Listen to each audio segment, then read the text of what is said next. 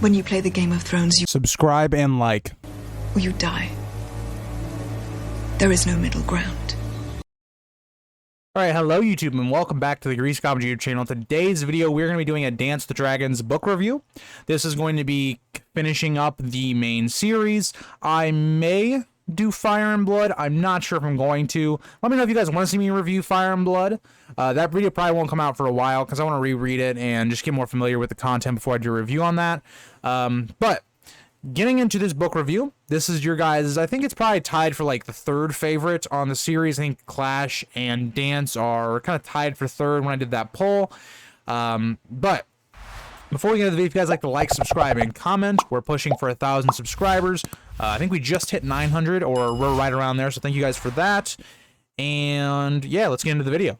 So, A Dance with Dragons. I want to very much preference right now, if you have not watched the prior videos to this video, especially Feast for Crows. I would watch the Feast for Crows video before this. I watched this one because they're very much intertwined because they're very similar books. They had been split up by George, so some of our POV characters are in that book. But A Dance with Dragons is really a lot more of our kind of known and established POVs, whereas Feast had a lot of characters that weren't really established. They were new.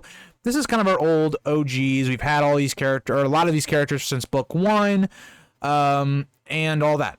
But I will say, in my opinion, Dance is better than Feast. I don't think by much. I think they're still very close for me. These are probably my least two favorite books, but I think they're all great. As I always say, for all of these books, I love all of these books, but for me, someone has to be last and second to last. But if we get into this book, right, this book is mainly a Jon, Tyrion, and Dany. All of them have over 10 chapters in this book. That is where a lot of our POV and focus is in this book. And what I want to say with these three characters, or let's say two characters, I want to point out Jon and Daenerys specifically in this chapter. These books, Feast and Dance, put a lot of emphasis on ruling. It's something I talk about a lot with Feast, but these two are kind of about ruling. How do people rule when they've had no experience, where they're very young, kind of forced to grow up and kind of come into this place of power? Now, the even more difficult thing is when you look at the world, right? And Jon and Daenerys are very progressive rulers, right? Where they're trying to kind of do it for the better of the world, and it ends up backfiring on them quite a bit. Now we'll talk about Jon first. So Jon in this book has the most POV chapters with 13. He is trying to kind of bring the wildlings into kind of the world, or not the world, but south of the wall, because A, he doesn't want them to turn into others, and two, it lets him kind of arm a lot more of the wall to protect against the White Walkers. And for me, it makes sense. Jon's whole reasoning for why he wants to do this and his rationale behind getting the wildlings south of the wall is very sound, right? It makes a lot of sense, but this is very progressive thinking. The Watch and a lot of the northern houses do not want them to come here. They don't want them to come south. They've been raiding them for years, hundreds of years, right? And Jon gets a lot of pushback from that. And Jon, to me, this book is kind of showing his failures to communicate, to listen to advice. And I've done a video on Jon talking about a lot of his reasons of why he fails as Lord Commander. If you guys want to see that, I'll have a card up. But it shows how Jon is not great at going against the normal customs of the Night's Watch and trying to show people why we need to kind of evolve, right? Because it really makes a lot of sense. Jon is doing it for all the right reasons, but Jon, besides that, is also trying to deal with how do I manage Stannis without giving him a bunch of aid to where all the Seven Kingdoms will think basically I'm a Stannis supporter.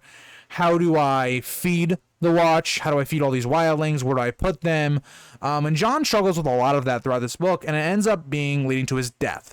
So it's one of the big things where we see Jon fails. This is a book where Jon fails. I would say this is probably Jon's least. I would say this is his worst book. Even though I think Jon is very good in this book, I think Jon's very good in every book. But again, I definitely would say this is his worst book. But again, very interesting point of view. I think he's definitely one of the better parts of the book.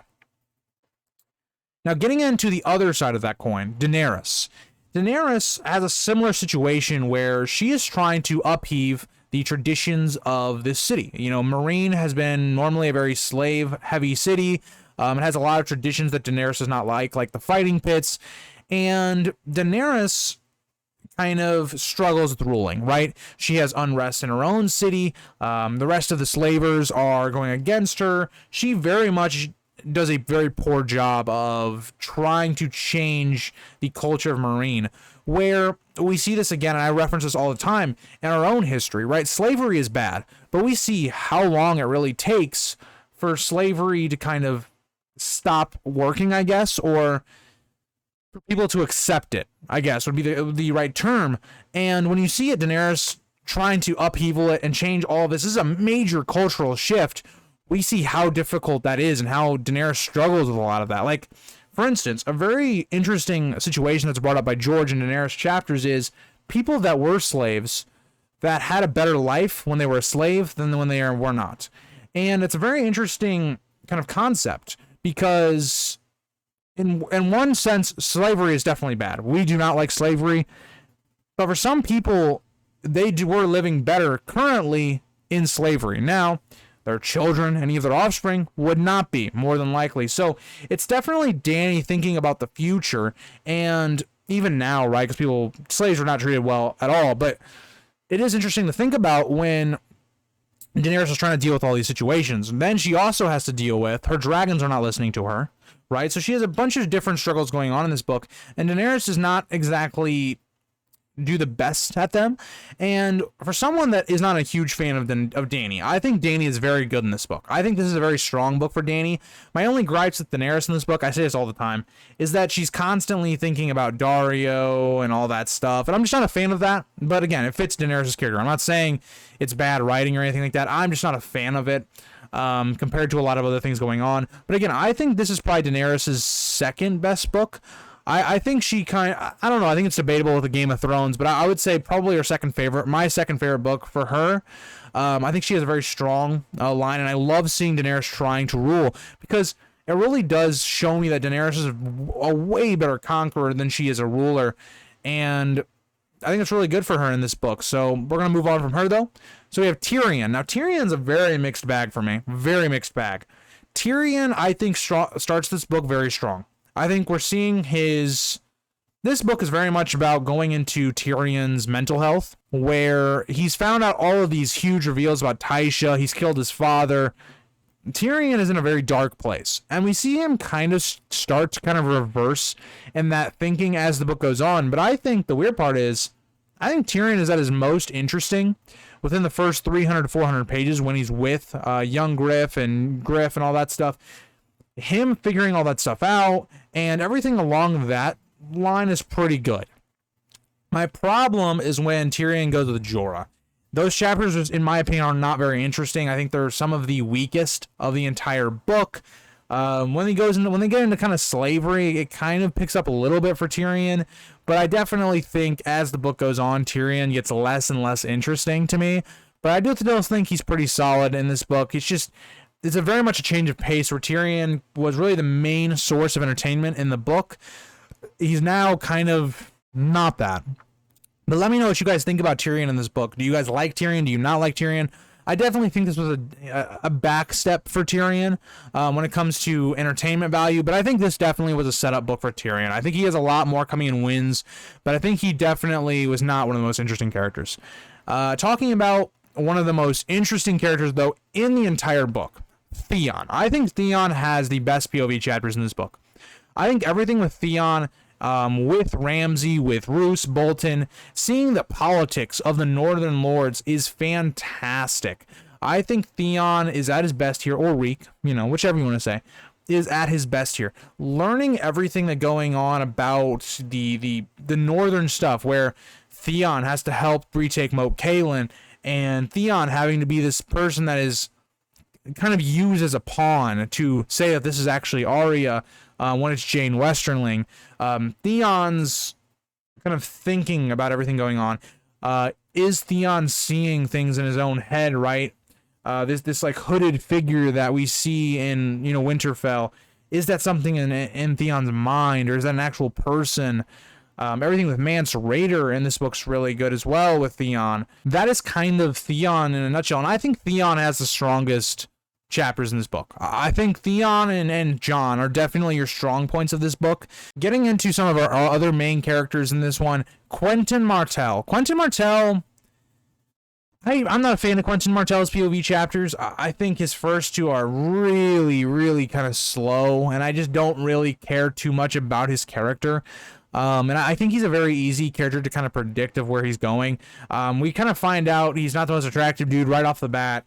He's lanky. He doesn't have a lot of confidence. And knowing what's going on with Daenerys, we kind of know what Quentyn's thing is going to be. He's going to get to Daenerys. He's going to get turned down. He's going to do something stupid. He just, to me, is not a very interesting character for me. But I definitely do think he is a solid character and does add something to Meereen because his character parallels young Griff quite a bit. Because they both set out doing the same mission, where they're both like, oh, okay, we're going to go marry Daenerys, we're going to help her take back Westeros. Young Griff kind of sees the problems with that and how risky that kind of is and takes a different route.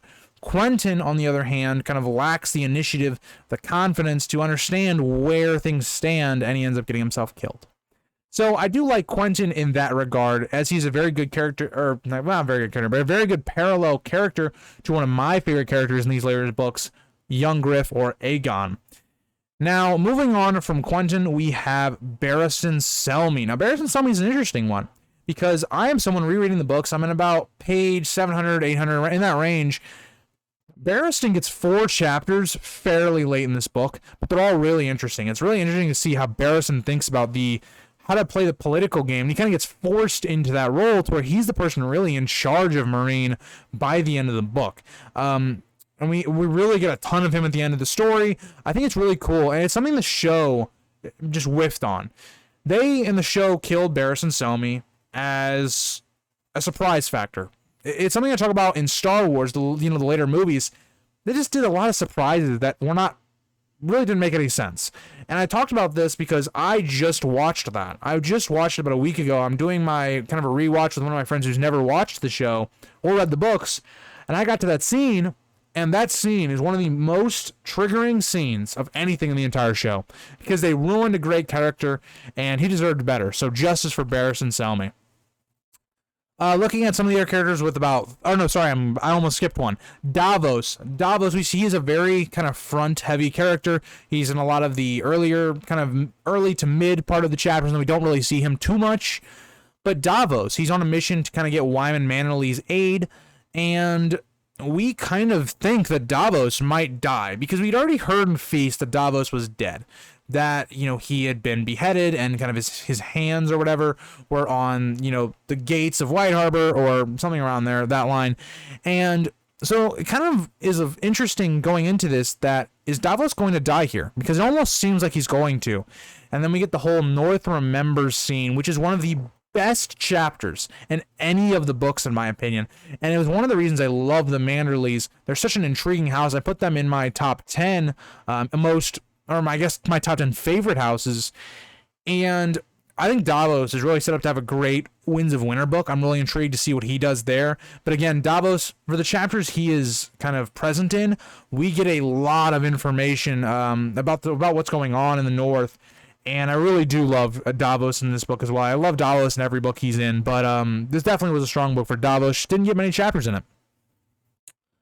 Moving on to my least favorite POV character, Bran. You guys know I don't like Bran. I think most people don't like Bran. He's not terrible in this book. I will say he's not terrible just because he's only 3 chapters of Bran, so we don't see him too much. But he's not bad in this book. We get a little bit of we get some prophecies almost, or we get some visions going on. We have, the idea that maybe there was Jojen paste, which is a theory I love. Bran's not terrible in this book. I don't think Bran was the worst POV in this book. I think that one, I think you could probably chalk that one up to maybe a Arya Hota, because I just don't like Arya Hota as a POV. He's just kind of someone there because we don't have any other POVs there. He's just somebody that kind of just sits there. He doesn't really interact with anyone. He's just kind of a watcher. But I don't have a ton to talk about with Bran. I just think Bran was a solid POV. We learn a little bit more about what's going on with the Green Seers and all that stuff. And this is kind of a setup book for Bran again, just trying to get him to be getting his powers and learning and all that stuff. So again, don't have any problems with Bran here. Arya, she only has 2 chapters in this book, but they're both pretty good. I don't have any problems with Arya here. This is something that I think is very interesting because the show overdid Arya. Arya had way too much screen time in season 5, where she just didn't need to be there, right? If you look at Arya, she only has 5 chapters in the last 2 books. Like combined, she has, I think, 5 chapters. Arya is basically training. You know, she's blind for a portion of this book, and we see her learning to use her other senses as she already had been with Syrio Forel. Something that's interesting because was Syrio Forel a faceless man? I mean, you could make the argument because a lot of the same teachings that they were teaching Arya are the same. It's something that I think is very interesting, and you can bring a lot of those parallels. So again, another good setup book for Arya.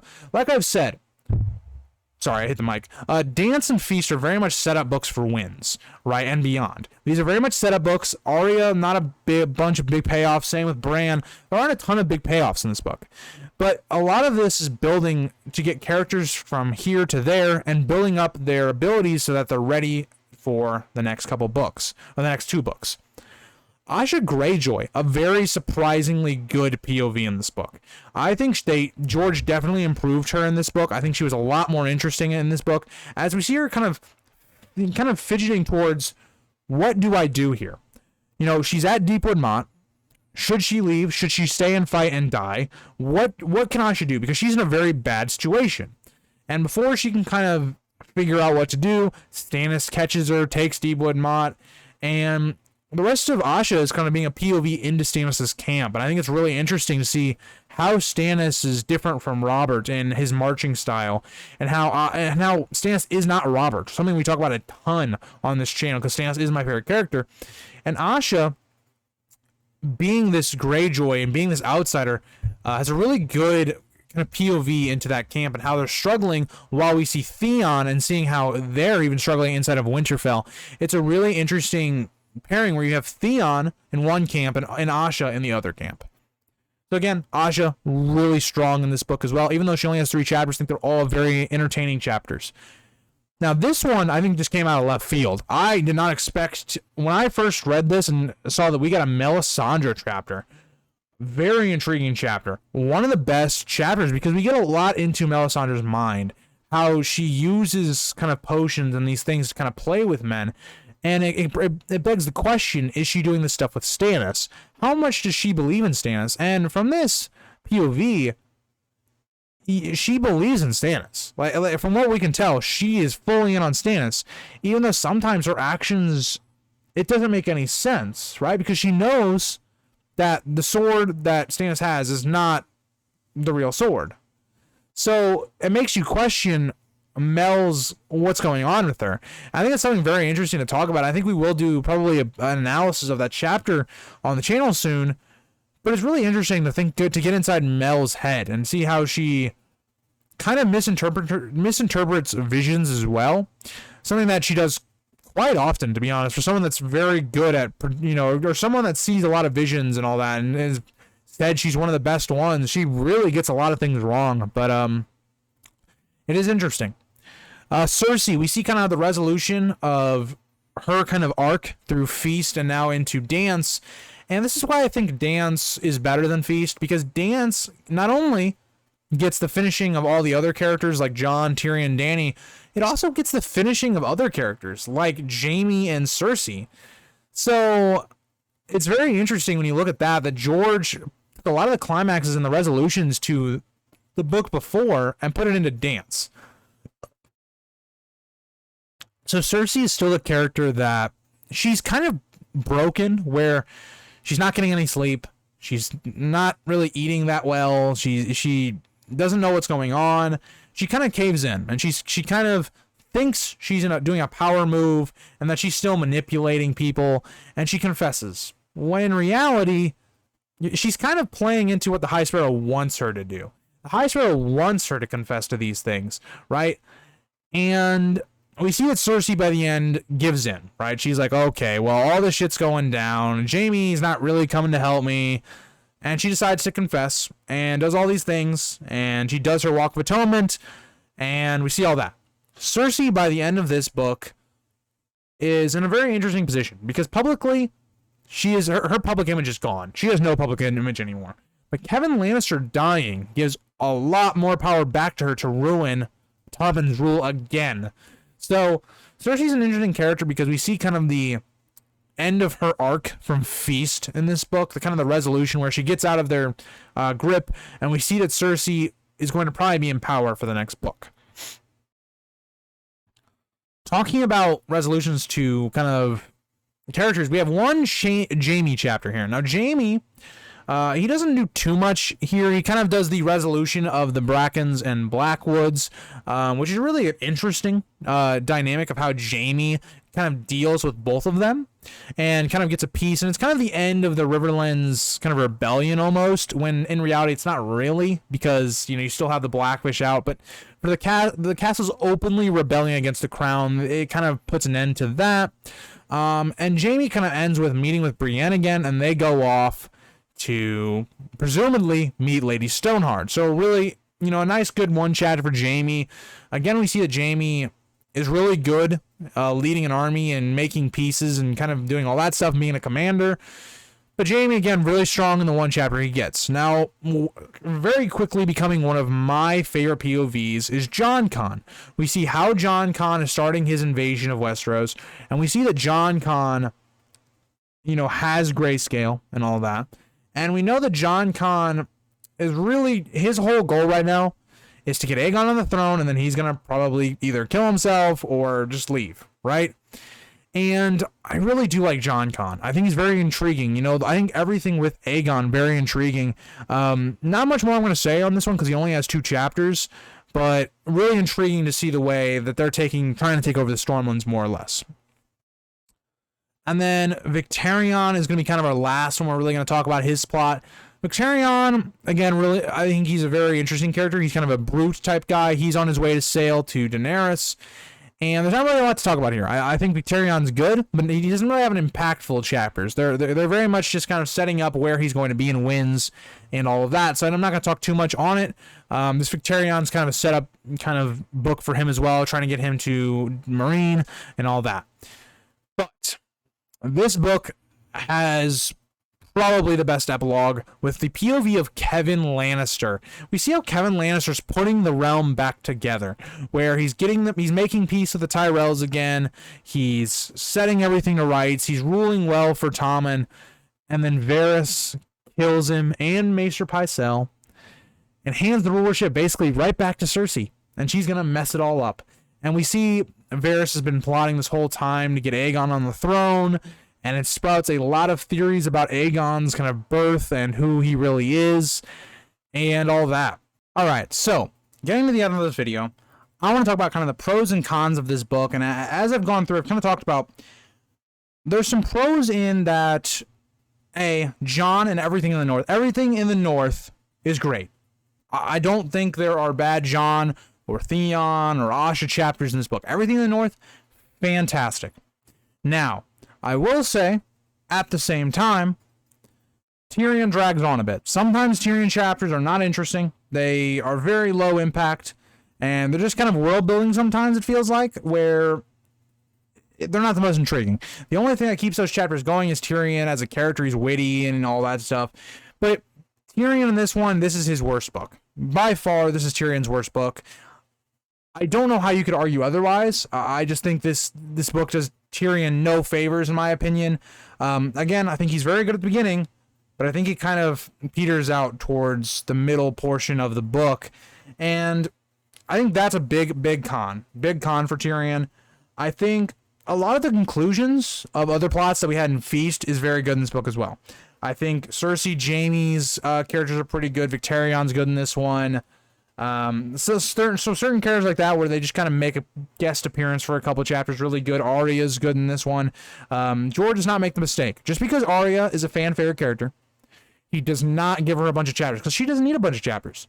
Arya is a character that we should see very little of because she's training. That's majority of what her kind of arc is right now. we should see a lot more of Arya as the books go on, because it's going to be a lot more impactful stuff based upon all this training and stuff she's doing. That's how I look at Arya, right? I think Arya as a character right now, we'll see more and more in the last 2 books, but these 2 books in between, we didn't really need to see a lot of her. And the same logic applies for Bran. We didn't need to see a lot of Bran. Bran is training a lot. We don't need to see a ton of him. I like that George limited down Bran in this book as well. I like that we don't see a lot of Bran. I think George did a great job in this book particularly of limiting characters we don't need to see a lot of, and then giving us a lot of chapters of the characters we do need to see a lot of. So Jon, Dany, Theon, a lot of those characters that are very important to the story, we get a lot of those ones, and he limits a lot of the characters that we don't need to see a lot from in this book. And I think he does a lot of that. Now, something that I think is very different from Feast, Dance with Dragons is a lot of highs. There's a lot of big payoffs towards the end of this book, a lot of big moments compared to Feast. With Feast, there are those moments, right? They're there, but there's not as many. There's not as many. It's not as big. Feast for Crows definitely feels like a build-up book, a setup book.